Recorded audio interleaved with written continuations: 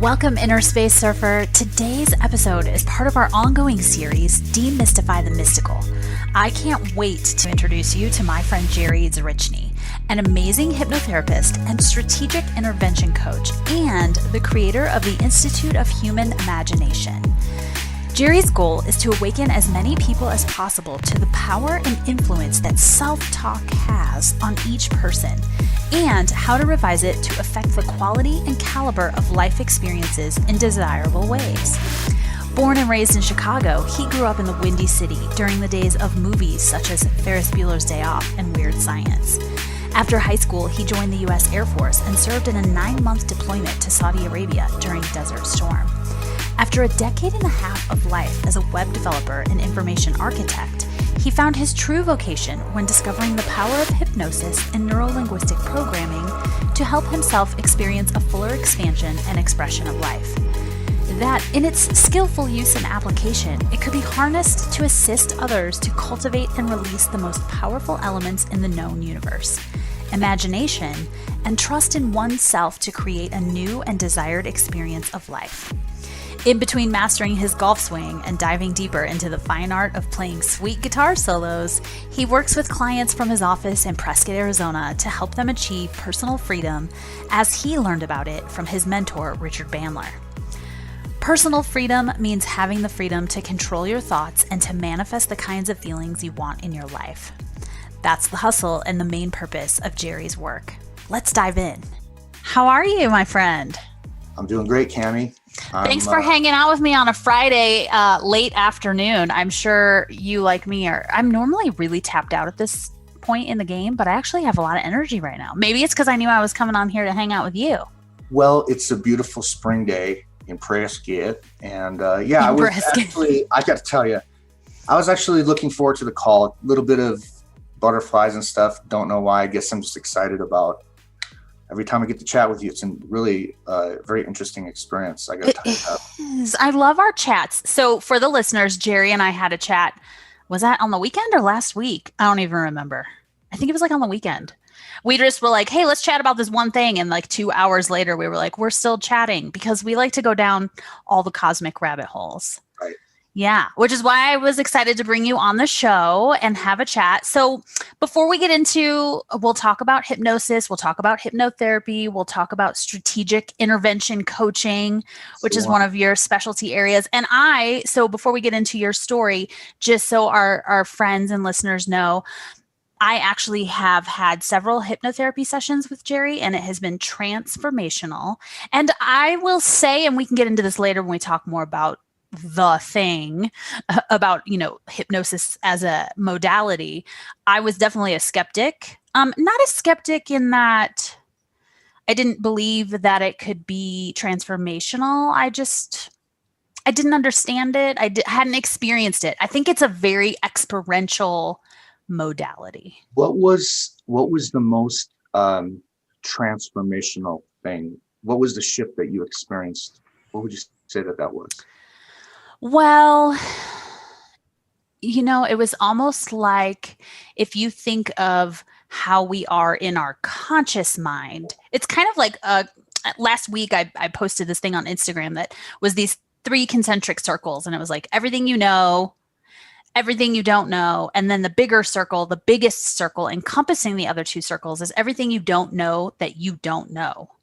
Right. And you don't know what those things are. And to me, that kind of encompasses like what hypnotherapy has been for me, because when you tap into your subconscious mind, there's all kinds of other information stored, kind of every conversation you've ever had, every book you've ever read, every song lyric that's stored in there. It's like all the data and all the files that you can access instantly. And it's really special. And it almost has a very spiritual effect. We'll talk about, I want to talk about you first, but we'll get into my spiritual experience, because my first session with Jerry was absolutely hands down the most transformational spiritual experience I've ever had. And I thought I was pretty advanced on my spiritual path.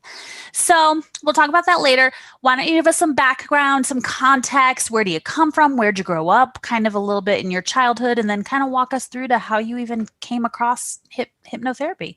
All right. I'll be as brief as I can. My name is Jerry Zaryczny. I was born in the summer of '69. No, I didn't know that. Is that the summer of love? Is that what they call it? The summer of love. It totally makes sense. So my parents and their brothers and sisters and their parents immigrated from Poland. They took a ship to Canada, and then they came down and ended up in Chicago. That's why we're so connected, because the Polish lineage, I'm sure we're somewhere connected, ancestrally along the lines. Probably. We're cousins. We're familial. We're familial. Yeah. So, I was born and raised in Chicago in the 70s and the 80s. I've heard every Polak joke there is. So ditto. It's great. What's your favorite or least favorite? I don't know. Favorite? How do you get a one-armed Polak out of a tree wave? I thought that was funny. Oh my God. Funny. Okay, it's good. Allow me to retort. Yeah. But so grew up in Chicago. It was a great time. It was like the suburbs. No, well, in the city, but living like the middle class family lifestyle. Had friends in the neighborhood. People went to school together. We did all kinds of things together. Well, and you and I are close in age, and we grew up in that time when we could still ride our bikes with our friends and play tag, and like we didn't have to be home until it was dark, right? Was it the same for you? Absolutely. Our parents didn't know where we were. They had no idea. Kammie, they had no clue. Yeah, we just ran around, and then it was like, oh God, it's getting dark. Or every now and then you'd hear a friend's parent screaming for him to come to dinner, and you're like, I guess I better get home too. That was my Polish mom screaming my name. I was hearing her in Cleveland. Jetty! Jetty! They would mock me with that sometimes. They never did it meanly, but everyone. Yeah. Yeah. Awesome. Yeah. So I was went to high school. After high school, I joined the military because I quite frankly didn't have any kind of vision going into college. All I thought of college was girls and partying. That was in my mind. I went to a couple of college parties when I was in high school, like 50 miles away from Chicago, and holy cow, I go, there is no way that I could get educated in that's a lot of world. That can be a lot of the college experience, right? That can be a lot of it. So I opted for the military, which allows you to have girls and partying, but you have a job, and so it turned out well. So I took some what branch of the military were you in? I was in the Air Force during Desert Storm, Desert Shield, late 80s, early 90s. So I was in Saudi Arabia, got to have quite an experience. I'm glad I was single and didn't have any kids going over there. Oh my gosh, yeah. I really felt for the people that, guys that were married and whatnot. So, but yeah, that experience on Christmas Eve it had to be 1990 because I was only there for that 1 year. I saw the moon. I know it's going to sound kind of weird. Like I'm seeing the moon. I'm like this 20-year-old kid, a guy, and I'm looking at this moon. I'm thinking, holy cow, that's the moon that I grew up with in Chicago and California and all that.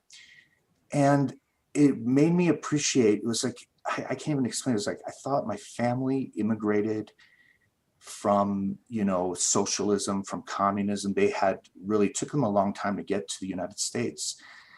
And I thought, if I was sacrificed here, if I died, it was worth it because, our family was able to come to United States. It was very important to them the whole time I was growing up. So that was really an interesting experience. And some of it, I think it sticks with me more now than ever.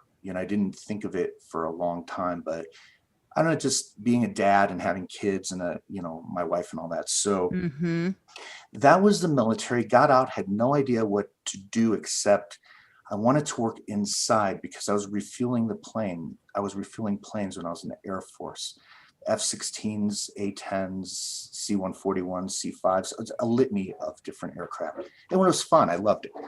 But I was outside all the time, and so got out of the military and I thought I need an inside job. I need to work inside somewhere. So I was into computers, Windows 95, Windows 3.1, something like that. I learned about that stuff, how to use Word in these programs, just a fundamental entry-level understanding of these. And back then in the 90s, people would hire you and you would get decent money because you knew how to use a computer. the owners really were maybe not as savvy or whatever. So I got a couple of customer service jobs, and I noticed that I really enjoyed talking with people. There was something I could really communicate with people. And it was just something that I had in the back of my mind. So then the internet started coming around, got into web development, information architecture, designing information on pages. And were you self-teaching yourself, or did you take classes, or were you getting certifications through a job you had? How was that knowledge coming to you? When I first got out of I was taking college classes in the Air Force. I took a whole bunch, like math and English and political science, and I loved going to school. It was like, holy cow, I think I'm a student. I figured out how to study. I figured out how to think about things. I had a goal in mind, and I wasn't thinking, oh, I got to go through all this stuff to get there. It was like, okay, what do I do right now just to do my best, to be like, put my 100% in. I didn't really think like that, but just kind of, I was exhibiting those behaviors when it came to studying. And I think you and I share like just curiosity, and we love learning, right? We're just curious. We ask questions. We want to understand deeper than just surface. We ask why a lot. Right. That can get people upset sometimes. It can seem nosy, but it's coming from a good place. Yeah, it's just like, how come? And they're like, what? And I was like, okay. Yeah. So I was studying, got these jobs, learned about the internet. Everything I learned online, except for the college classes I was taking. So started getting into web development because I heard, hey, when I was in customer service, I heard, hey, the internet's going to blow up, and learn how to make web pages and you'll make a boatload of money. And I go, wow, it's kind of interesting. It's art, it's science, it's lucrative. You can learn it on your own. You don't have to go get a degree to get it. So I'm sold. Where do I sign up? So I signed up doing Yahoo searches back then, or Google searches, and would just find stuff to study and found the patterns. And I've noticed I'm pretty good at research. I know what to look for, like kind of reading through the bullshit, what's important to know. Well, and so you just said something that I think is a link that ties in, is finding the patterns. And so at that stage in the game, related to web design, web develop, web architecture, what do you mean? What does finding the patterns, what does that mean for us who don't study the back end of computers and code? So number one, just understanding the framework. So HTML, it marks up language. It's a markup language. What does that mean? What does markup language mean? It allows you to control the presentation of the information on the page. Now, you could be connected to a database, and the database will go into the page, and then everything will get put out dynamically. But you're building that, like the title, the paragraphs, the pictures. Got it. But more than that, and that's like the technical aspect of the links and all that. But then you get into like knowing how to think to present the information properly. Everyone, there's a need. Everyone will put so much information out there. No one's going to read it. We're just looking for information that's pertinent to us. So if we understand our target audience, the person who we're really striving to communicate with, and just talk to them, just like you and I are chatting right now. Yeah. I realize more and more. Very good, Kammie. Very good. So it sounds like you also learned and or figured out that you needed to learn more about marketing fundamentals, ideal target market, ideal target client, and how they think to reverse engineer it to build the site that's going to draw them in to read. Absolutely. To create pages that when the person got to the page, it was what they were looking for, and it was just the information that they needed. Not too little, not too much, and trial and error. And also search engine optimization, right? And search engine optimization, which is naturally, it lends itself naturally into the content because you're using the kinds of words, the vernacular, the frames that you're setting up that match and correspond to your target audience, whether it's your client, whether it's a customer, whether it's whatever you're doing, even newspaper articles and all that. But right. Yeah, it's communicating the message clearly, getting to the point really, really fast, making a connection. So that was really intriguing to me. And when I was in college, I was taking photography and graphic design, and I had a really great mentor, Joe Aram. I can't even think of his last name. Atramato. It'll come to me later. Joe Amarato. There he is. That's it. And he taught me how to think. He would tell me, just you'll learn how to model it properly. You have to know study the trends, study the styles, study the classics, and you'll see it in there if you have that propensity. Mm-hmm. And I got to tell you, that was probably the best takeaway I learned Photoshop and I learned Illustrator and all that stuff, and making designs by hand and all that. It's all really, really important because you're visually, triangles, circles, squares, all this stuff. They all work together. Symbols, mystic, divine, sacred geometry. Yeah. Sacred geometry for 100, Alex. Heyo. So it all, creates feelings and moods and sensations. And okay, so you actually were learning about that those specific symbols and shapes can pull someone into a page and evoke an emotion, right? Yeah. That's what he was basically telling you. Learn this. Yes. Learn the deeper layers, not just putting up words on a page and pictures on a page. Exactly. How to reverse engineer it. I think you said it earlier. How to reverse engineer it, how to see it. It makes you feel a certain way. Mm-hmm. There's a reason it's making you feel that way. Right. Figure it out. And it's fun because then I would find myself modeling that in my work, and people would say, "Oh, wow, you're so good." I'm thinking, "Oh my God, I'm just really good at knowing how to borrow." So it appears original, which it truly was, sure. Every time. But, well, probably in the beginning. Well, you're taking the framework, but then you're customizing it for, your clients, right? Right. Yeah. Yeah. Exactly. Knowing how to tell the story the right way. There was a book by Seth Godin. It's called Love him. All Marketers Are Liars. Yep. Read it. Yep. The Power of Authentic Storytelling in a Low Trust World. Mm-hmm. I read probably the first chapter and a half. I go, I get it. I understand. We are looking for authentic people. I would watch TV shows and people are saying stuff in movies. I'm like, shit, people in the theater are laughing. That's funny. Why aren't people saying that, quote unquote, at work, at the office? So I would start, testing that. I don't know if that makes any sense. Yeah. Things like that. And it's fun. You break the frame of whatever environment you're in. You're not necessarily breaking it. You're kind of pushing it a little bit.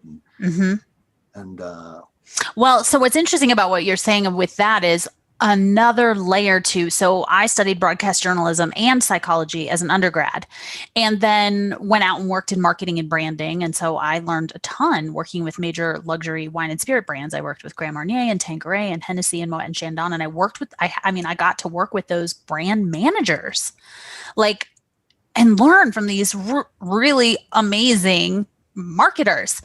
And then I went back and taught, I taught media ethics and intro to public speaking and things like that to undergrads. And when I was teaching media ethics, I came across this documentary, and I know it's on YouTube. It's called Century of Self. Have you ever seen it?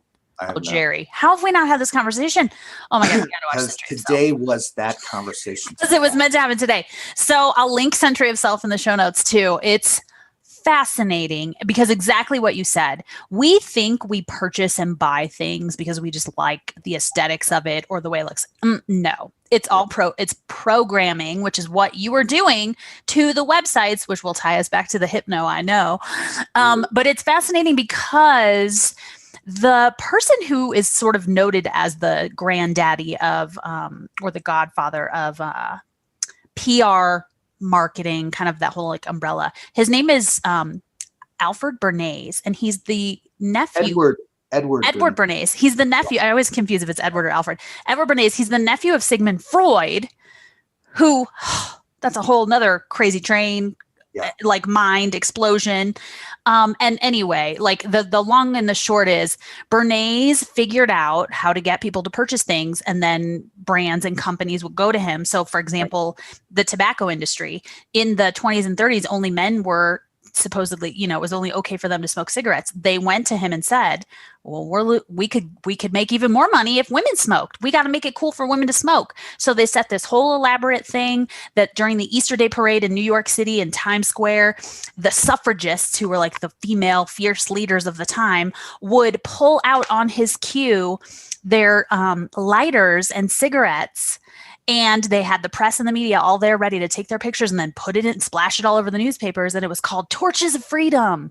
Right. And then boom, you see all those ads that started showing up in the magazines and newspapers of women being all glammed out, but smoking cigarettes. Right. And so anyway, he learned a lot of his tricks from Freud. Hitler actually read a bunch of Bernays' books, and that's where he learned a lot of his propaganda tactics, his public speaking, the repetitiveness in the speech, NLP.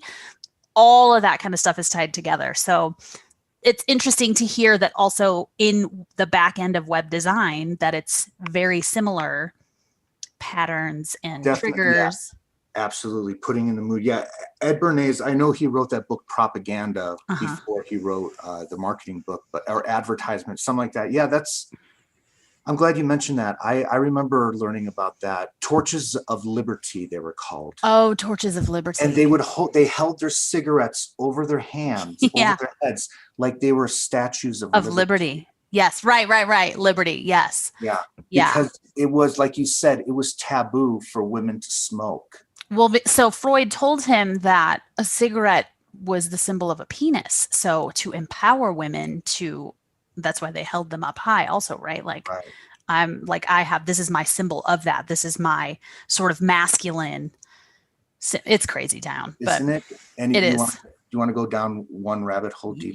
Yes, please. So this actual framing of the Torches of Liberty, we're actually creating the propensity of a lifelong habit.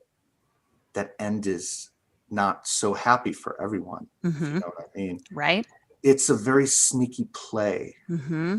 Like, hey, wow, here's your liberty. Right. And yet it's a chain at the same time. Right. Right. Okay, there we go, boys and girls. Ding, ding, ding. That's the takeaway right there. Right. And it works splendidly. Well, just instantly people flipped and started. Right. Yeah. Great okay. story. I like that was a nice little rabbit hole. Wow. Yeah, it was juicy.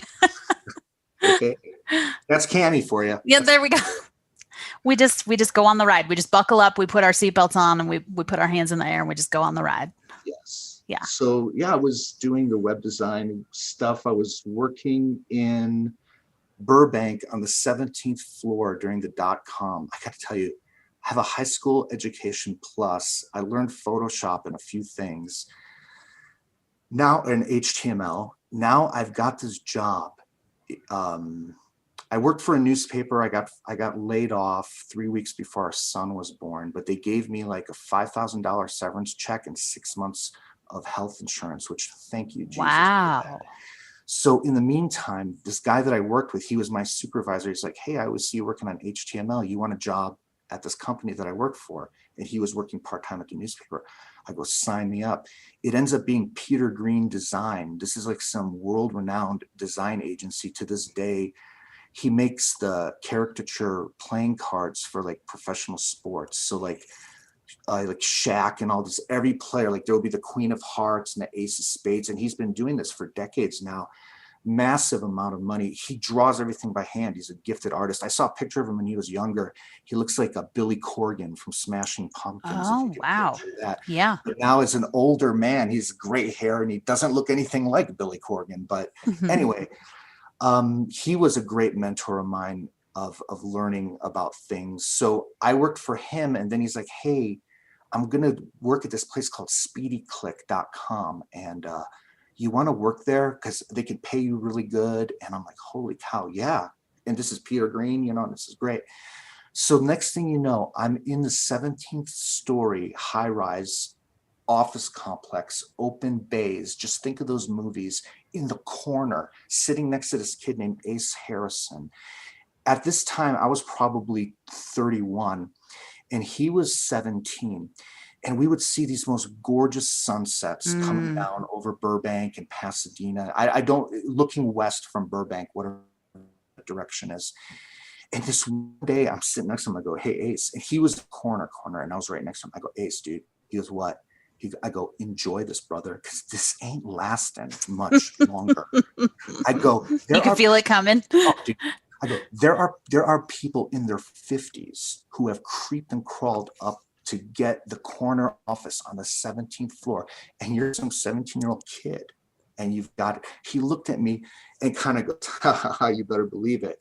I'm like, holy cow, what kind of people am I getting in contact with now? Yeah. Just a little thought in the back of my mind. I go, this guy's thinking about things in a very special kind of way. So whether it was serendipity or I don't think it was coincidence, but definitely. So I worked there and came out to Prescott when our son and daughter were born. They were about 2 years apart, and I had no job. And this was like what time frame? What this year? Was probably 2003. Okay. It was about 2003. And my wife had looked into like, hey, are there any web design jobs out here? So we moved out to Prescott. We actually visited one time because my wife's parents were going to retire here. And when I came here, this is going to sound stupid, but I didn't have a laptop back then. I had my big blocky computer, and I brought it and I set it up in the bed and breakfast we were staying at. And I pretended that I had a job in Prescott. So it was weird because when you say pretended, were you aware that you were consciously stepping into more of a visualization, like I'm just gonna put it on and pretend that I'm working? I want to feel the feeling that I've got a job. I've got 2 kids. I have no idea. I remember driving from California to Prescott. I'm like, I just need one job, God, just one job. And you know what I like to do. So before we left, I was visualizing, and I look out the window and I see these beautiful pine trees and the shrub oak and stuff and the granites. And I swear to you that right now I'm looking out the window. There's a deer running through the front as I speak right now. And I'm seeing that view, and it's 17, 18 years later, but it actually manifested in weeks. So ended up moved to Prescott and found a job. The city was hiring. I applied. I thought I was going to get it for sure. I didn't get it. The college opened up a position, and I applied there. It was the very next day, and ended up getting a job at the college. And you mean Yavapai College, which Jerry and I both work at. Yavapai College, which is the community college here in Prescott. Yes. The community college, and got a gig doing web development. And then about 12 years ago, I was looking on the internet. Someone talked about Bruce Lee and the 1-inch punch. And I got to see this. YouTube was out at this time, and I typed in Bruce Lee 1-inch punch. And I see it, and I'm like, wow, he just really knows how to transfer his energy. So like when he would hit you using that technique, you literally, it would be like as if you put your shoulders, if a big person put their shoulders on a little person and just shoved them, and they stumble backwards and fall. He would be able to do that with just the minimal amount of distance, just torquing his body, and it would really propel people backwards. So I see this video on the site, says Darren Brown's Psychic 1-inch punch. I'm like, what's this? I click it, and I see this guy's name is Darren Brown, and he demonstrates this technique, and I'm like, wow, whatever this is, I'm curious. So I see this film by him. It's called The Heist, Darren Brown, and you can go on YouTube and just type in The Heist, Darren Brown, and you'll find it. It's almost has like a greenish kind of thumbnail.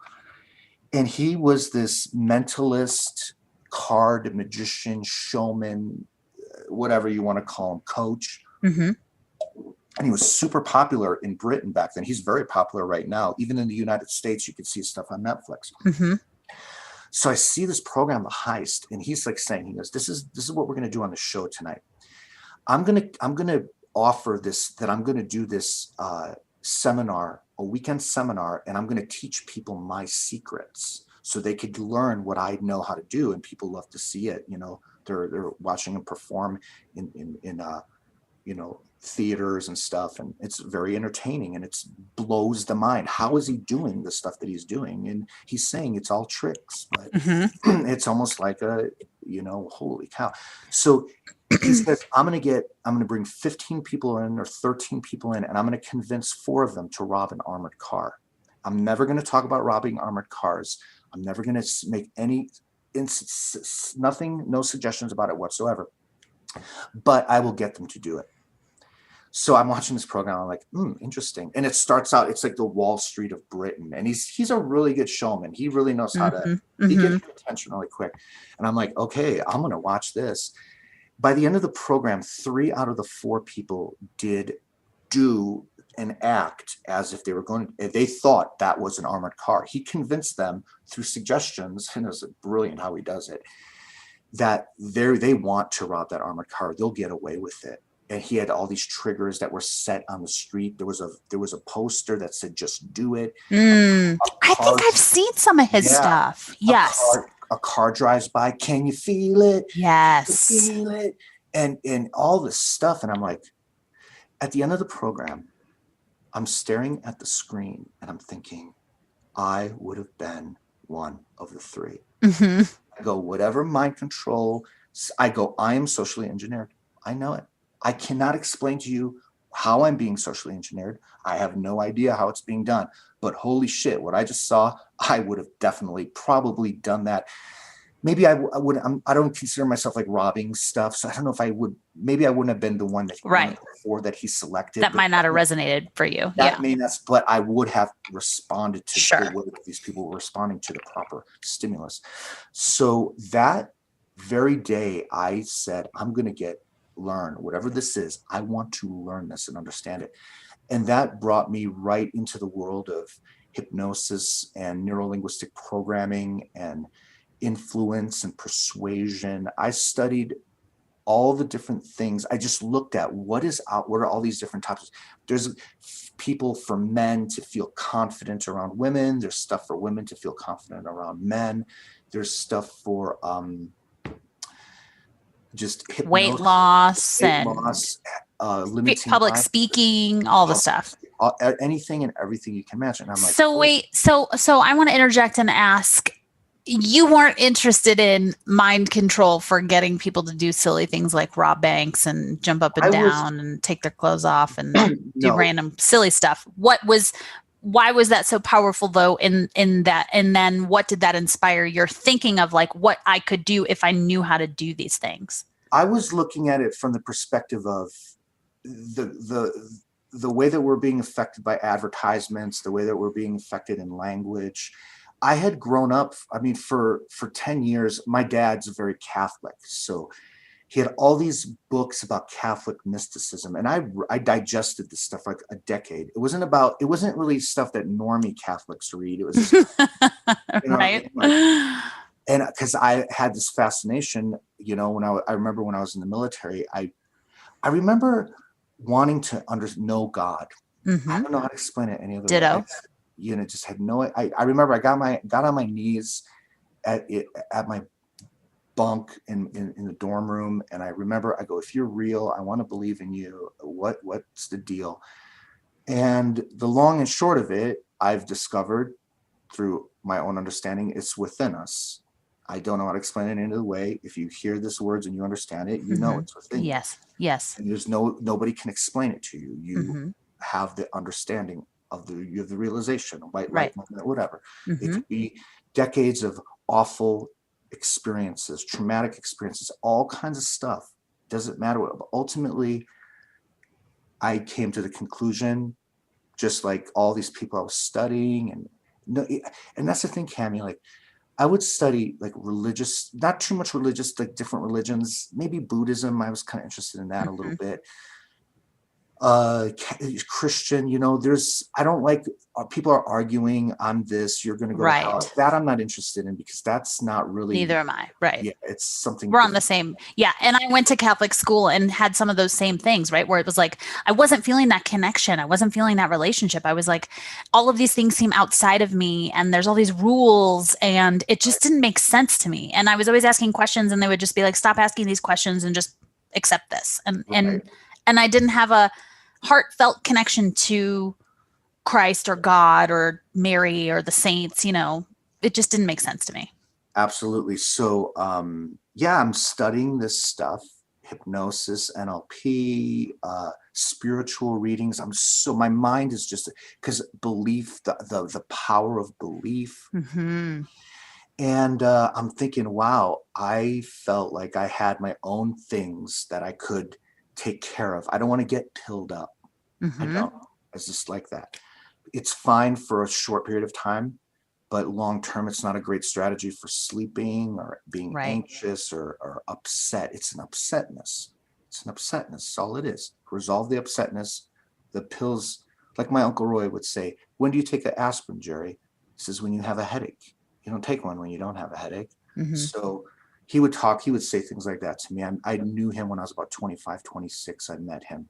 But so I was in Saudi Arabia. There was an incident, and it was had the indicators of PTSD. When I came back, it didn't. Here's the thing: when I went to Saudi Arabia, when I got to Saudi Arabia, it's just, think of like Indiana Jones and the Raiders of the Lost Ark. Just get that vibe. Yeah, I'm there. You go into the city like this. I don't know if it was Riyadh or Dhahran, one of those. And I walked into town, and it was like that. But there was buildings, and they had these British posters for Rolex watches and all these cruises. And I was like, it's weird. Yeah. Twilight Zone episode. Yeah. A weird disconnect. Yeah. But here's the thing. I was there for about 9 months, come back, and had almost like culture shock. Everything is fake when I come back. Yes. I don't know how to explain it. It's all artificial. Mm-hmm. And like, I was aware of the artificialness, but in time of coming back to the United States, got familiarized, but didn't have the shock going there. Mm-hmm. Going there, it was more natural. Like, they're even kind of like Prayaski, well, Saudi Arabia, the part I was in, it's ugly. I'm not going to lie to you. It's brutally ugly, and it stinks. Like the air stinks with whatever. So, where was I going with that? But there's not lots of billboards and signs. Like Prescott is different even than Phoenix, in that we don't have billboards all over the place. As much, signs and advertising all over. Yeah, a little bit, but not much. So 10 months in, back in the United States, I'm working a job. I'm in the office. Someone slams a door, and I jumped hard. And I went, holy shit, what just happened? And the person looked across from me. They didn't jump. And I said, hey, I'm really sorry about that. I got startled. And inside of myself, I felt the shit that happened this morning in Saudi Arabia. It all flooded back. It was anger and fear. And in a split second, just kicked to life. And then I noticed that when doors would slam, I was jumping. The other people weren't jumping. The best I could describe the sound to you, even though the door was in the other room, and I know that the door in the other room, it would sound like, the steel dumpsters, and it's got the metal lid. It's like you just kind of put your head there, and someone just slammed it without letting you know. Yes. And so that was probably one of the things that I wanted to deal with looking with the hypnosis stuff. Like, I'm like, this is not, I'm fucking pissed off. And you don't want to live your life like that. At the same time, in a split second, it's like inappropriate. It's not proper. My safety isn't, if the safety was in question, you would respond to, I mean, look, if someone smashes into the door in a room that we're in, we're going to jump. Right. And we get into fight or flight. But But the thoughts and then getting upset at myself for getting upset. And it's really, really. And how long would some of those spirals last where you were getting anxious from the trigger? Could it last? It was just a few minutes. It was just a few minutes, but then,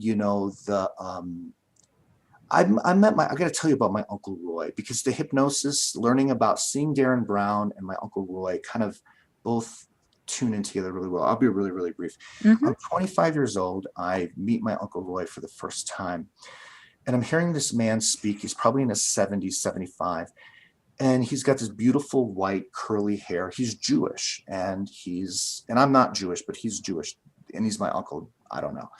And he's got this British accent. So it's really interesting. And he speaks and he uses words I ain't never heard speak with that kind of words. Right.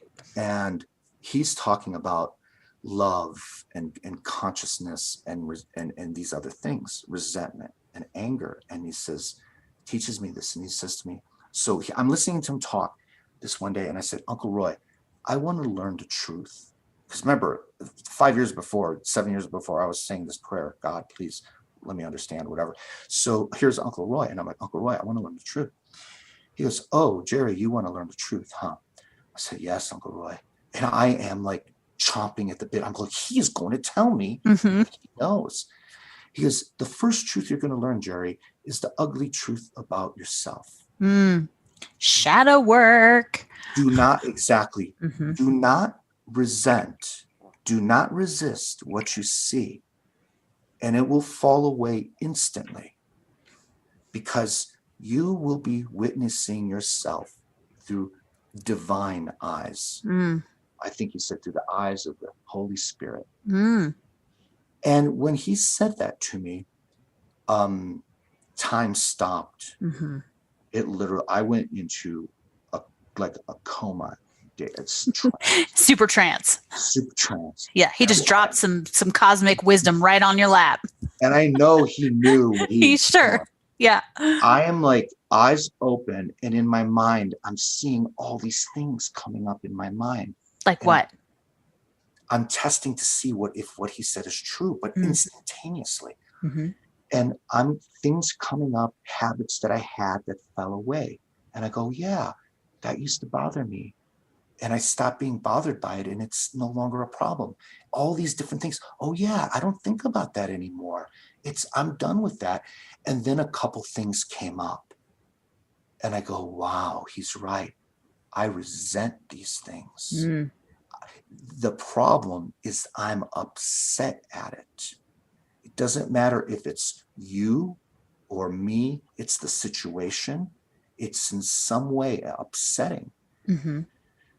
That really was an eye-opener. And and he told me one other thing, and I believe that those two things are what I use when I'm working with people, my clients. 100%. It's got to be 100% with people. So he says to me, fear and anger are two sides of the same coin. And I'm thinking, there's no way. I'm pissed right now when he's talking to me. And he goes, oh yeah. I go, there's no way, Uncle Roy. I go, when I'm mad, I ain't angry. I ain't afraid of that thing. I'm pissed off. He goes, all right, Jerry. He goes, I want you to think about something or someone that you feel anger towards. And that's all he said. And someone came to mind.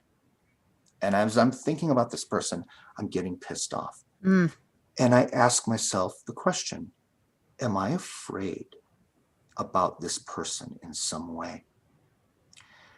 And I thought, oh my God, if what they say about that person is true, it's the most terrifying thing imaginable to me. I was sold on Uncle Roy at that point. I'm like, okay, I got it. Yeah. It says you have to give up one and the other one will go.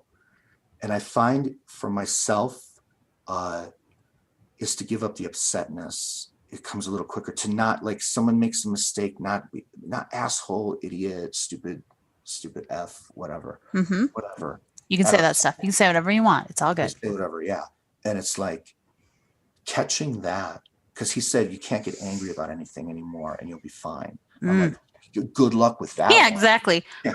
Where's that remedy? Yeah. Consciousness, right? Exactly. So Uncle Roy and Darren Brown and that dropped me into the world of Richard Bandler and neurolinguistic programming and John Grinder and that the study of excellence, that these were, one guy was a computer programmer, Dr. Richard Bandler. He figured out how to program programs to program other programs. And he says, hey, can I get a person to program another person by modeling the right way to do it? And tell us what NLP is for people who don't know what NLP is. It's the study of excellence, and it's called neurolinguistic programming. And neurolinguistic programming is a set of ideas that allow you to think of something from a slightly different perspective, to have a thought in a way that to think about something in a way that you will usually never think about it.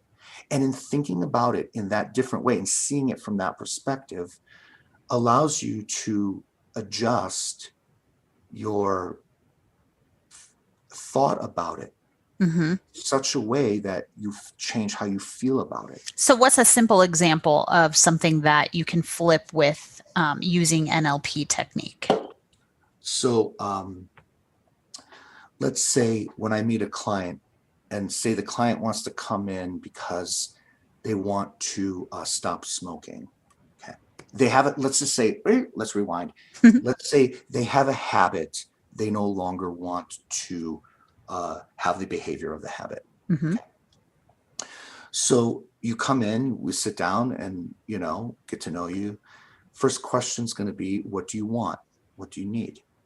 And they're going to say something like, hey, I want to, I don't want to smoke anymore. It's, I want to be done with the habit. And it's really hard. I want to be a non-smoker. I want to quit all this. And it's like, that is not really getting clear on what they want. It's more of what they don't want. That's the housekeeping. We'll take care of that. Yeah. We'll take care of the housekeeping. It's more to have a certainty of what they want, that they're going to say, yeah, this is what I want. So a little NLP technique would be like this. So just imagine, you're sitting in a chair looking towards the wall. Just imagine it's a big movie screen, okay? And there's someone, that's you. They went through all the same shit you went. They've had all the same experiences to this very moment, but they went beyond. They went beyond it. Just they set it aside, and you could see they've moved past it.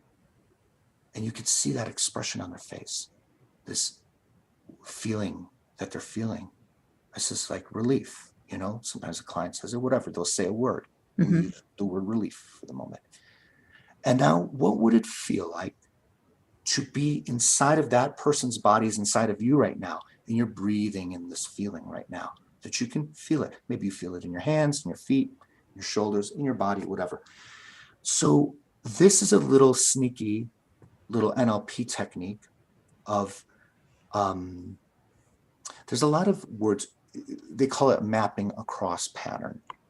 You visualize someone with doing it how you'd like to do it, and see, when we're thinking about someone else being free or having the liberty or having that peace of mind, it's easier to imagine it happening to someone else. Sure.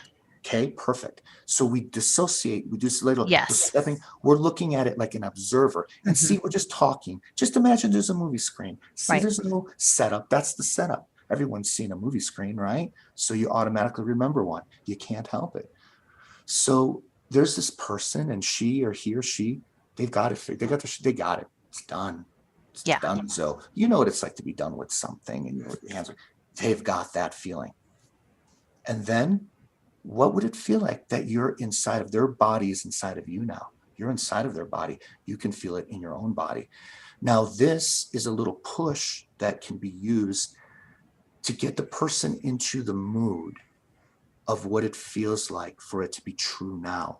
So you're using that to shift them from, because like what you said at the beginning, they start talking about the feeling of what they don't want anymore. I don't want to do this anymore. I don't want to, and the shame and all the icky ish that's wrapped up with what they don't want to do anymore. So you're shifting them to get into the feeling space of the desired outcome via becoming an observer of this person in the movie screen. And then you have them embody that, pull that feeling into themselves. Okay. And you could see that it works because the person will take like a nice deep breath. Their face changes colors subtly. They're in a trance at that point that you could say they're hypnotized. This is what we're talking about here is we have the ability. Richard Bandler, he's one of my mentors. I've mentioned him a couple of times. When it comes to neuro-linguistic programming, him, Steve Andreas, his wife, Connie Ray Andreas, Heart of the Mind, all these great books, The Wholeness Process. So Richard Bandler writes in his book, he says, one of the main focuses of my work has been discovering ways to help people achieve what I call personal freedom. Personal freedom means having the freedom to be able to control your thoughts and to manifest the kinds of feelings you want in your life. We are often imprisoned by the chains of our thoughts, and we allow ourselves to think ourselves into problems. However, since most problems are created by our imagination and are thus imaginary, all we need are imaginary solutions. And I got to tell you that this is a scientist writing this. This is not a spiritual guru guy. Far from it. He he will refer to the intuition within yourself, the intuition that's interlaced with the intelligence. So the person gets into this mood, and now we're getting clear. See, that's the intuition. That's what they perceive. The nervous system is responding. Yes, that quickly too. Just like this. Just like dopamine. that. Dopamine is dumping in. Yes. Serotonin is dumping in. Yes. Endorphins are dumping in, and they're feeling good. They're feeling like, I go, that's what you want, huh? What's that word? They're like, I am at peace. I have relief. I feel wonderful. I'm like, okay, now we've got some real good information to work with. Because locked into those words are all of their motivation strategies, which we can access very quickly with just a couple questions. And that was just one question. Well, what do you want? What do you need? What would it feel like if it was in your body? What would it feel like for it to be happening right now? Next question. I'll just run through these real quick. Up until now, what's been stopping you, standing in your way, or preventing you from having this? And how long has this been going on? Sometimes it's a few months, sometimes it's years. What are typical responses to that? What has been standing in your way? Are people able to access when they're in that trance state? Are they able to clearly communicate that? We're in it just having an interview at this point. Oh, okay. Yeah. And I say it's a rhetorical question. Okay. What has this costed you physically? You're just getting them to think this stuff. Yes. Mentally, spiritually, psychologically. What has this been costing you? What has been the problem?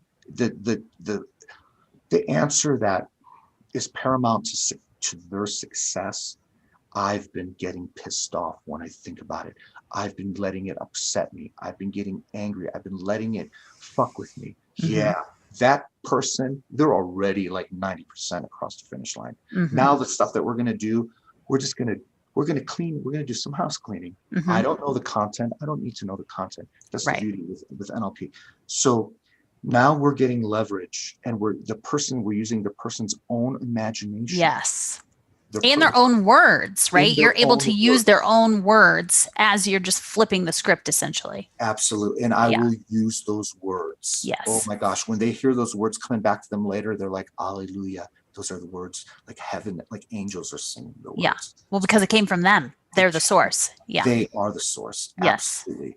I am just like I'm the helper. You're like a translator, coder, programmer. I'm the caddy on the golf course. Oh, you need you want this one? Go, Bob. That's a good analogy. I'm the caddy. Jerry's been brushing up on his golf game, so golf analogy is suitable. It makes sense.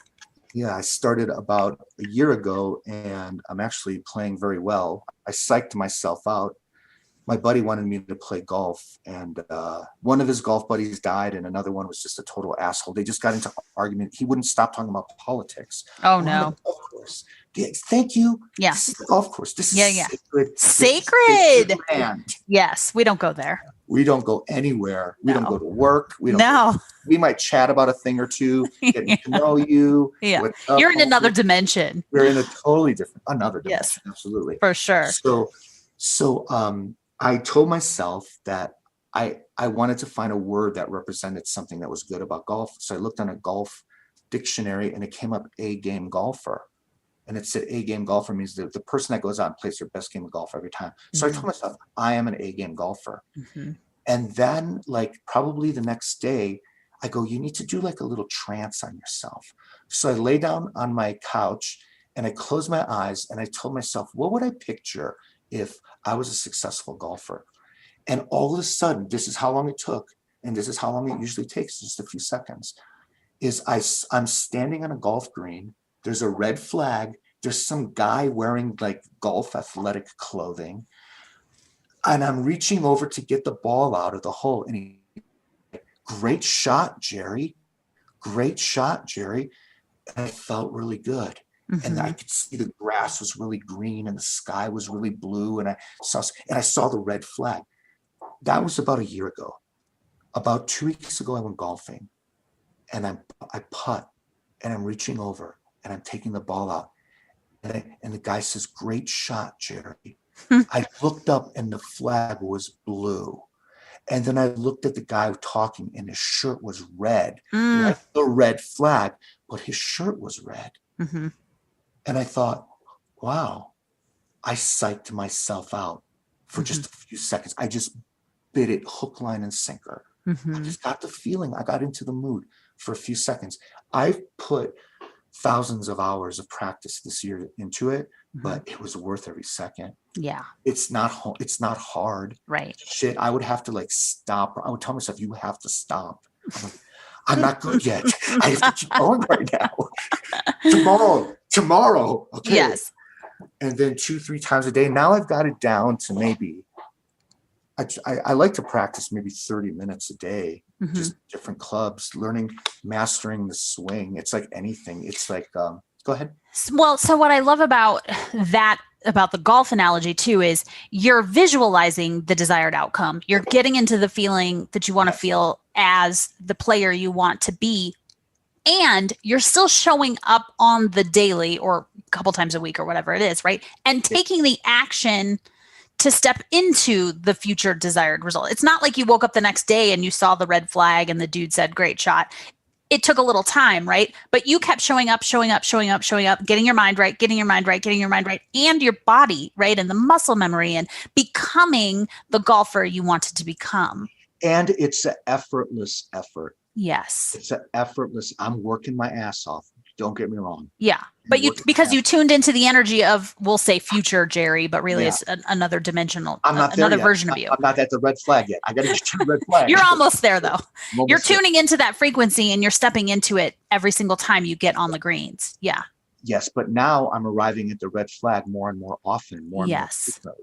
And it's enjoyable. And that's the other thing about golfing. Before I started, I said, what's kind of like a takeaway? And it's like, I'll get to meet people that are different, like smart, intelligent people. There's assholes, don't get me wrong. So one time I go and this guy's like, I go, hey, what do you do? He goes, I fly a private plane for a very, very wealthy person. And out of Prescott. I go, just kind of picture, I don't want to say Tom Cruise. I'm trying to think of like an actor he kind of reminded me of, just like whatever. Young Brad Pitt, something like that. He was like in his 30s. He was about 40, this guy. A strapping young gent. Yeah, strapping young gent. And he's a great golfer. He's in great shape and all this. He brought his like little daughter for her to play golf. And he tells me, he goes, yeah, I fly a private plane for a very, very wealthy client. I go, that's a nice hustle. And he kind of leans back and he kind of nods and says, he goes, thank you. I go, absolutely, man. So he's a chauffeur. He flies some Learjet. I'm thinking, not bad. Not bad. You know what's interesting about that, and this is a little personal reveal that I hope you're okay with me sharing, is early when we first started having conversations and led us down the the journey and the portal of me meeting you for some hypnotherapy sessions, you would talk about visualizing yourself having client sessions on a private jet. And did you make that connection? Did you realize that you met this guy? Like, that's what he does. Oh yeah. Hello. You remember that? I did remember that you used to visualize the inside of a private jet, and you would say, oh yeah, I have the kind of clients that just are like, hey Jerry, we're going to go fly to California to the winery for whatever. Let's hop on the plane. We're going to do a session on the way there. I'm kind of stressed out. I got this meeting coming up. Yeah. That is, I used to put pictures of the interiors of planes on my screen. I would look at it. And you didn't even realize you manifested your pilot already. Isn't that funny? Thank you. You're welcome. Well done. That's what I'm here for. What a great listener. I'm a good friend, right? I'm here to remind you of the things that you're already there and in alignment. So, okay. So I want to be conscious of our time. Yeah. And so that just walk me through any certifications, like what did you do to actually like make it official and then launch this side biz, because you work at the school as I do. And this is your business, and at some point down the road, maybe your full-time business, but you like me enjoy doing lots of different things. Right. So what did you have to do to become a professional and then start getting clients and that? Well, the first thing I thought was, I was learning a lot on my own self-study, and I thought, well, let me go to a school and just get some formal training. So there was a place in Sedona, Bennett Stellar University, and this guy, Michael Bennett, and his wife were teaching Richard Bandler NLP. So I went for 10 days, and I had to learn. I had been studying for about 2 years before I went there, but I really wanted to get, the reason that I went there actually wasn't so much for the NLP. I wanted to get a certified hypnosis thing, something really truly legit too. Not anyone can, go online and get the hour program and be done. You can get the diploma factories. Disclaimer: people need to be to vet their, the credentials of a person who they're working with. Practitioner. Absolutely. Yeah. A strategic intervention coach, someone who helps you with hypnosis or whatever. They're like a mechanic. It's like a car mechanic. It's like anything else. They need to know what they're doing, and because it's not all this mumbo jumbo mystical thing. Right. It is, but not really. It's language. It's understanding people's needs and helping them get to it. So it becomes natural. The new behaviors are naturally occurring. The new way of thinking is naturally occurring. So finding out what they specialize in, and have them tell you about like what's in it for them. What do they enjoy about it? Or get a referral, right? Like obviously if you know someone who is getting hypnotherapy or has gone through hypnosis or worked with someone, obviously, ask for referrals. Get a referral, and or like nowadays with Google Business, ask your clients for reviews, and I've got a lot of really good reviews. I think I still owe you a review. Do I still owe you a review? This is a great review, by the way. And let me give you one right now. So this is the perfect segue into my experience with Jerry the first time so I didn't go in. This was actually summer solstice 2019. And so I could feel some really big shifts happening within me and collectively. As the first episode of this podcast, I talked a lot about my clairvoyance and claircognizance and highly heightened intuitiveness and sign symbols and synchronicities. I talked a lot about in episode number 3. And so I could feel another up leveling, so to speak, was coming in, right? Like I was like, something's shifting, something's happening. I want to go deeper. And I'd read and studied a lot about ayahuasca and psilocybin and some of the journeys people go on with plant medicine. And I was like, I don't really feel like I need plant medicine. Like, I don't need to go down that road. I feel like I can access that because I already have accessed so much of that just on my own, going into meditation and that kind of state. And you and I'd had several conversations. We just kind of organically became friends working at the college and would see each other in meetings and be like, kindred spirit. Oh, the first meeting, I'm not to cut you off. First meeting, I remember you walked into us, all those people, and you go like, I hope you guys are real the way that you're talking. I thought, That was a pretty great statement to make. Okay, so anyway, you were yes. And so, yeah, I think it was after that first meeting, we were kind of like, hey, let's just meet and grab coffee and get to know who you are and what you're about. Yeah. So, so the first session, it wasn't like I went in kind of like what you were saying earlier, right? About a phobia or PTSD or a fear or even anxiety. I think I might have even had a sticky note, right? About I want to start tuning into my future self. I want to start tuning into my higher self, which I do have access to organically, but the version of me who is there. And I had this image I'd seen of this outfit that this woman was wearing, and I was like very drawn to this outfit. And I was like, I can see me wearing this outfit in a future setting where I'm doing some sort of either teaching or public speaking or something in a room full of people.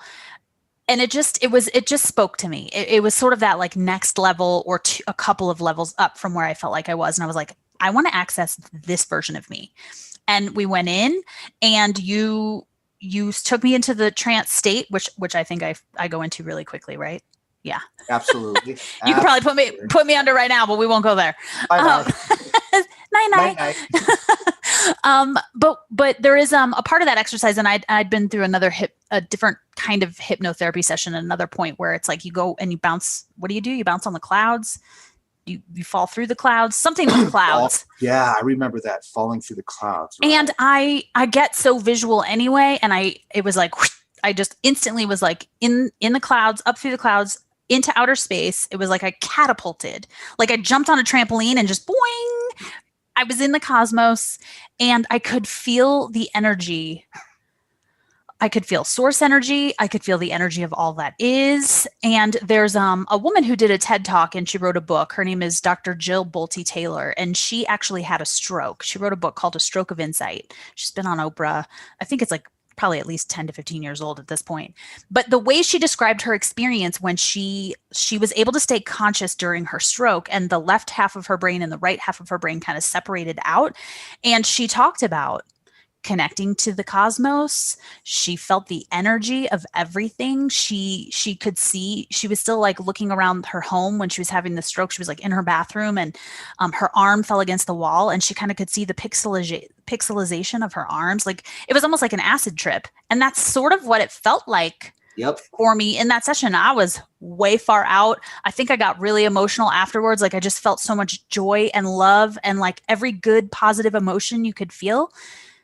It was very heightened for me. And I just got all this information in the session. And then for weeks after the session, I would like wake up in the middle of the night and grab my notes on my phone and like take notes. And I was getting all these downloads of information of basically like, you are divine source energy. We are connected. We are all connected. We are Absolutely. Connected to source. And so that's all helped expand my awareness of self, my awareness of the divine, my awareness of just our unique humanness, but that also we're a part of this greater, invisible, multi-dimensional, all of the things, right? All the things that Jerry and I talk about this stuff all the time. So I won't go all the way down that rabbit hole, but that is the level of expansion that I was able to go to inside. And that's why this is called the the Cosmic's Inner Space podcast, because going within is the depths. Like it's infinite. It's like the infinite abyss within us, right? That is connected to all without all of the outside. It's like the universe is inside of us, and we're absolutely out toward. It's not like, I'm going to get in a rocket and go fly to Mars, right? No, it's like expanding out of us. It's fun. Not to hold really quickly. A guy came in on Monday. It's so funny. I asked him, I go, what have you found most useful about the time that we spent together so far? It's like 30 minutes. He goes, man, I feel like I'm on mushrooms right now. I go, I love it. I go, there we go. Yes. He goes, man, I'm talking to you. And he goes, man, at the psilocybin, whatever he called it. Psilocybin. Yeah. Psilocybin. He goes, man, I feel like the psilocybin's on. And he wasn't on anything. He came in for some serious stuff too. Yeah. People, little kids need to be left like little kids. And he had a very, very useful session. One session, it's amazing what's done in one session. A couple hours. So the PTSD and the trauma healing and all of those things, hypnosis, if people have been unsuccessful with traditional talk therapy, which I am obviously a fan of, I almost became a therapist myself, coaching, there's different modalities for different times and different things that we're working through in our lives. And so for me, hypnosis was a very different experience than a lot of the clients that come to you for more of a, I don't even want to say transactional, but sometimes they come in for something specific where I was just coming in for general expansion and a tune-up. And this is the other thing that a lot of people do come in for is like awareness. Mm-hmm.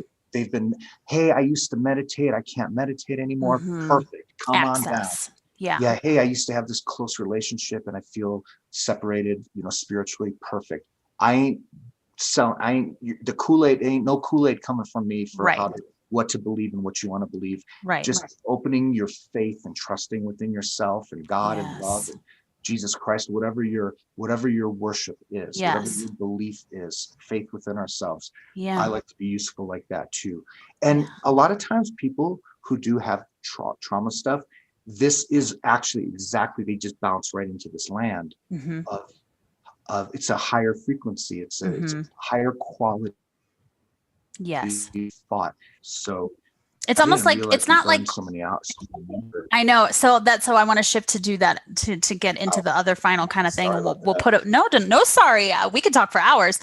So it's almost like you delete the file, but really it's they just move beyond it. Like they don't need to sit in the quicksand with it anymore and hold its hand. They heal, they heal and they move beyond it, and they're just instantly upgraded. They have a different opinion about that idea. That's all that happened. They changed something in the resentment went away. And they have a different opinion towards it. They're not angry when they think about it. They're not afraid when they think about it. But it's something that you're able to access. You're able to access the subconscious mind when they're in the hypnosis session, which is something that you could do all the talk therapy you want, and you may never get there because it's just a different part of your brain that's accessing it, right?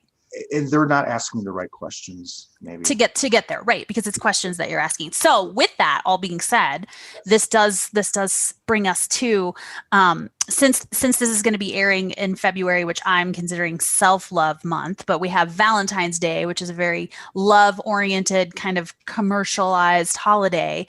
I asked Jerry if he would kind of talk us through this exercise that he and I have played with in sessions, and actually we just had a conversation, I think, about this at one point when we were on a walk around campus or something. And he told me about it. And I got really emotional when he told me about this exercise. That's how powerful it is just hearing about it. So I wanted him to share this as something that we can do on our own, almost like a self-hypnosis technique, right? Absolutely. Yeah. So let's get into it. Let's go. Perfect. Yeah. So before we get started, pause this recording and make sure that you're in a comfortable position. You could be sitting in a chair, you could be laying down on a couch, it doesn't matter, on a bed, whatever you want. And this is a technique that was created by Robert McDonald back in the 1980s. And it allows us to appreciate ourselves, to be able to appreciate ourselves. It's so hard. I gotta love myself, blah, blah, blah, blah. I don't know how to do that. Yeah, I get it. We're not going to try to figure that out. But we're going to learn a little bit about appreciation. So this technique I use with clients, if they are, they feel like stuck a little bit, it's hard for them to get clear. So this is going to help them get clear. And so I want you to have a new experience as you listen to this, and enjoy and have one that meets your needs. Let this experience meet your needs and enjoy this experience. So I'm assuming you're nice and comfortable. And if you need to scratch your nose or anything like that, go ahead. All the sounds. How did you know? Yeah, exactly. All the sounds that you hear are going to focus you inward. All the feelings that you feel, they're going to focus you inward. All the thoughts that you have, they're going to focus you inward. So that whatever you hear being said, you can imagine it instantly and immediately. So I want you to think of someone living or dead that you know that they love you. Maybe you had a grandma, maybe you had a friend in school, in high school, wherever. Maybe a boyfriend, girlfriend, whatever, your kids, someone that you know loves you. I just want you to think about this person for a moment. Now, just notice who they are. And it's time to relax, boys and girls. It's time to breathe and let your body relax. Just breathe slowly and deeply. In fact, just imagine you have nostrils at the bottom of your feet and that you could breathe clean air up into your legs and into your body. Clean, fresh air, just right through those nostrils in the bottom of your feet. I know it sounds silly, but I'm going to talk to you about what it's like to really appreciate yourself as you are. I don't want you to go into a trance right now. So as you feel your body relaxing, just allow any tension that you may have to simply fade away with every breath, or right through the nostrils, however you want it to pass. Now, imagine you're sitting at a desk writing your autobiography. You might be using a pen or a pencil, computer. In some way, you find you are writing your autobiography, the story of your life. And you're quite comfortable about writing your autobiography. You can see the desk and the chair, and you may notice how the words that describe your life begin to gently occur to you. In any case, you know you're sitting at a desk writing your autobiography. Very good. Now, as you write, you become aware of the thought of someone who loves you. And you can begin to think more clearly about that person you know loves you. Now take your time.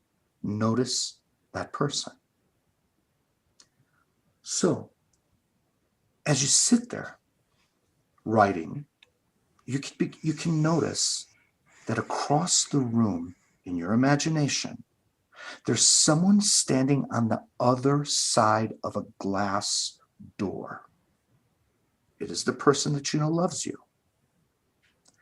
As you see them, this person that loves you, you begin to notice that they're looking at you, observing you. And you decide to describe this person in your autobiography. Just take your time, describe this person, what you see, what you feel about them, even what you hear yourself saying to yourself about the person who you know loves you. Write it all down in your autobiography. Wonderful, wonderful. Now, that you have a full sense of what it's like to describe the person that loves you, gently allow yourself to leave your body at the desk and float your awareness across the room, through the glass door, and notice what it's like to stand next to the person who loves you. Now, take your time to look through the glass door and observe yourself writing your autobiography. Just stand there and notice what you look like from the perspective of standing behind the glass door. And just notice how much you currently appreciate yourself. Notice your actual feelings about yourself as you look at yourself through the glass door. And now, gently, tenderly, allow yourself to enter into the body of the person who loves you. Look through that person's eyes at yourself as you write your autobiography. That's right. See yourself through the eyes of someone who loves you. Take your time and really look. Yes, that's right. See yourself through the eyes of love. Notice what you look like over there writing your autobiography. Notice how you move. Notice how you breathe. Let's take your time. to fully notice and appreciate the qualities and specialnesses about yourself that you're aware of perhaps for the first time as you see yourself through the eyes of love. And since you're in the body of someone who loves you, notice the thoughts you hear being spoken about you. Notice the tone of voice of the positive, appreciative thoughts you hear as you experience yourself over there, writing at your desk. From here, from the perspective of someone who you know loves you. Now, gently, tenderly, allow your awareness to leave the body of the person who you know loves you and float back through the glass door, across the room, and back into your body at the desk, writing your autobiography. And take your time now to write into your autobiography that you just got through seeing yourself through the eyes of love, the eyes of appreciation, the eyes of compassion, eyes of mercy. And describe several of the qualities, the specialnesses you noticed in yourself when you saw yourself through the eyes of love. And as you write this experience into your autobiography, begin to think of your future experiences that you know are coming. And those experiences that may surprise you, all the places and time in your future, tomorrow, next day, weeks, months, even years from now, when you'll be able to access this precious experience of seeing yourself through the eyes of love so easily. Future times and places in your life when it's important for you to notice your special qualities right now and deeply appreciate who and what you are in the world right now. And those future times when you'll be aware that this deep self-appreciation will encourage you to achieve more and more and more. This kind of deep personal self-appreciation is often the first step in training your brain to totally support and encourage yourself. This allows you to be truly empowered to see the big picture, including the picture maker, just as you did a few minutes ago. Now, take your time. Notice how this process has changed your inner representation of yourself in subtle and maybe not so subtle ways. You actually see yourself from a new and appreciative perspective. This assists you to fully accept yourself as you are. It's possible to stop battling yourself so that you can accept who you are and what you are right now. And this gentle tenderness will give you the ability to make all the changes you need to make, consciously and unconsciously. Now, just let yourself begin to return back to your full awareness, your full consciousness at your own pace. And you can come fully wide awake. 1, 2, 3. Good morning, sunshine. Good morning, boys and girls. Welcome back. All righty, there we go. Hope you enjoyed that. Yeah, my heart felt nice and warm and expansive.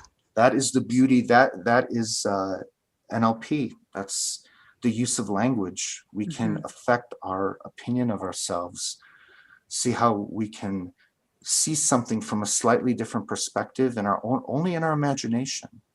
And we feel that feeling. That's faith. That's trust within ourselves. So thanks for letting me pour the Kool-Aid out on your I loved it. Well, I'll go back and have Brendan, my editor, put a little disclaimer. I'll just read a little disclaimer before that part, just to make sure no one's driving a car. Stay out of your car. If you need to pull over to the side of the road if you're going to do this. Otherwise, pause it and do it when you get home. Yeah, anybody using mushrooms or LSD, you're going to have a great time. So yeah, it's so interesting how, well, one, your voice, obviously can get you there really quickly. You have that great meditation type voice, hypnotherapist voice that just is able to calm, it just calms you down. It, like you said, it's our nervous system that's like high octane, especially right now. And for people who watch news, and I don't do those things, but some people do. Yeah, that's a whole nother episode. Bad kitty. That's a whole nother episode. But yeah, thank you so much for sharing that. And it's interesting because I was just on a call earlier with, I'm on a committee with a student leadership group, and we do a journaling session every other Friday with them. And it's helped so much because in these times, everyone's so isolated, and our students, especially, some of them are like working part-time jobs and going to school, and some of them have families, and there's just so much going on, and they don't always have time to just like connect. And so these journaling sessions have been great. And today, one of our journaling prompts was, about self-acceptance and self-love, and what does that look like, and how do we honor that? And tricky one. A lot of people, it is around, well, would you talk to yourself the way you would talk to your best friend, or would you talk to yourself the way that you talk, would you talk to your children the way that you talk, that your internal dialogue is going? And so sometimes it is helpful, right, to just imagine another person, because they would never, someone you love would not talk to you the way that our inner dialogue often is. And that's the beauty of this, is that you never thought of doing that for a moment. Hey, what's his face think of me? And, or what's her face, or whatever. Oh, she thinks I'm very helpful. She thinks I'm a good person. Not to justify our existence, but to not be so, like you were saying, hey, don't talk to my friend like that. Yeah, well, and also that we don't always see someone else sees oftentimes. I mean, even just launching this podcast, there's been people that have shown up and said things, and I'm like, I didn't know, I didn't know that your perception was that way. Or so it's interesting too, because we're not going around soliciting feedback all the time either, right? Like, hey, how great do you think I am? Exactly. On a scale of 1 to 10, what are you seeing right now? Just hit me at 8, 9, 10. Exactly. Right. What will it take to get that to a 10? How do we get that to a 10? Right. Yeah. What do we need to do? Jerry, thank you so much. This has been so much fun. I love that you were willing to come on. I'll also probably ask, because I know we talked about a lot of resources, books, links, all those things. So maybe I'll have you send me a couple of the ones that I wrote down a handful of them, but we'll double check afterwards. Yeah. I'll link it all in the show notes. Yeah, one of the best resources would be a website, TIOHI.com. Oh, and what is that website? The Institute of Human Imagination, TIOHI.com. Yes, that is Jerry's website. That will get you some good information, and exactly. And if you feel a hankering to dial that number and that call to action, that's right into the top of the page. There's a call to action. Yes. Have your call to action. I'm a testimonial. So if this whole episode wasn't enough to encourage you to explore hypnotherapy in and of itself, but if you want to work with Jerry, and you do phone sessions, right? People don't have to live here in Prescott. Absolutely.